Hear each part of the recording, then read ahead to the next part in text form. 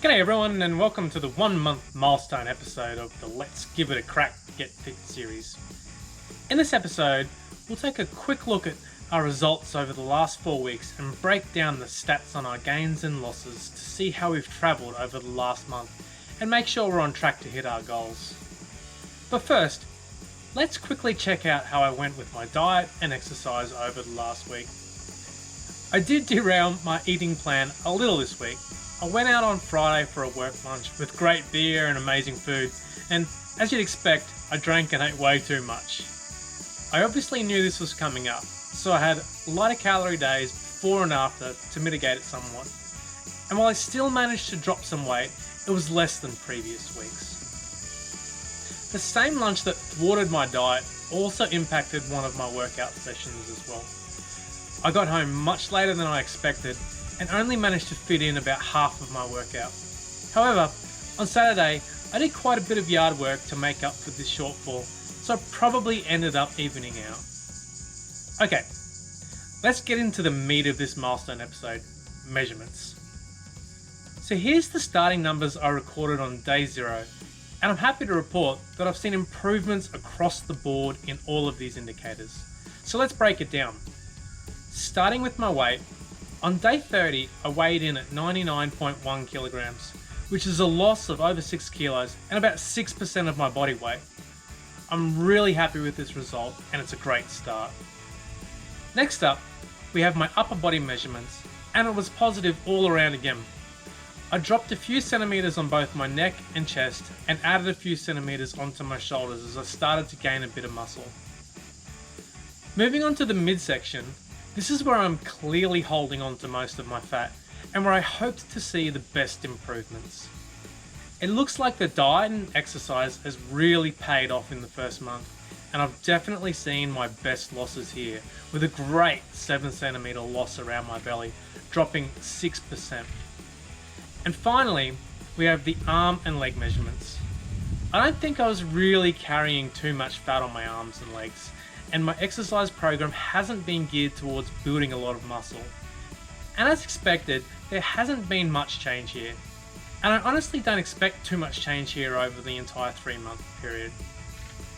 So what are the standouts here? Firstly, I'm really happy that I managed to achieve positive results across the board. I obviously knew this was a possibility, but seeing the numbers at the end of the first month is really motivating.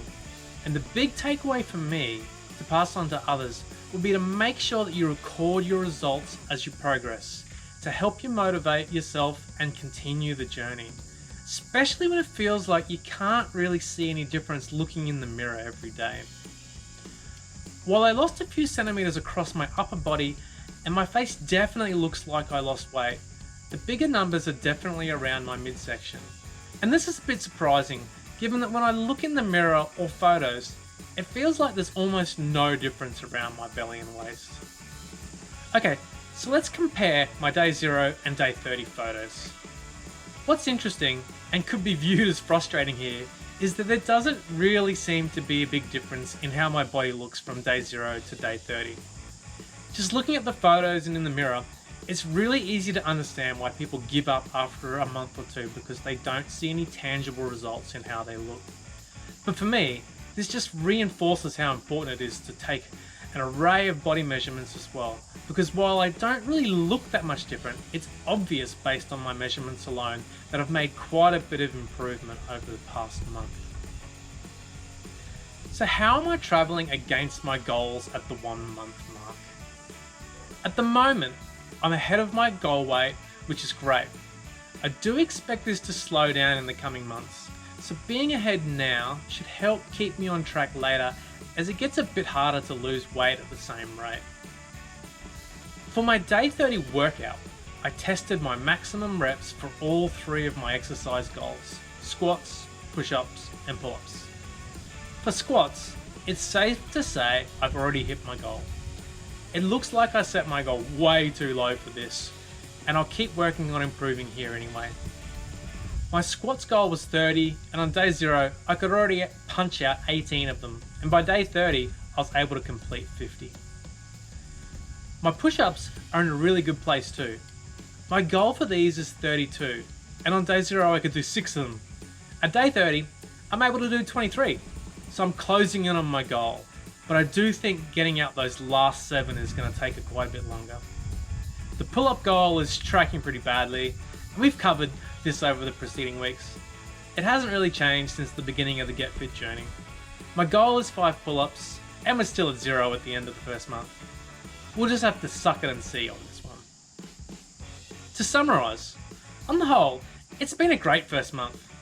I've been steadily improving on most goals, and I'm feeling fitter and healthier to boot. The biggest takeaway for me at the end of this month has been that taking measurements and tracking my weight has been pivotal to remaining positive, as it really doesn't look like much has physically changed at this point. So, let's give it a crack. Smash those like and subscribe buttons, and keep an eye on the channel for updates on how my Get Fit journey is coming along.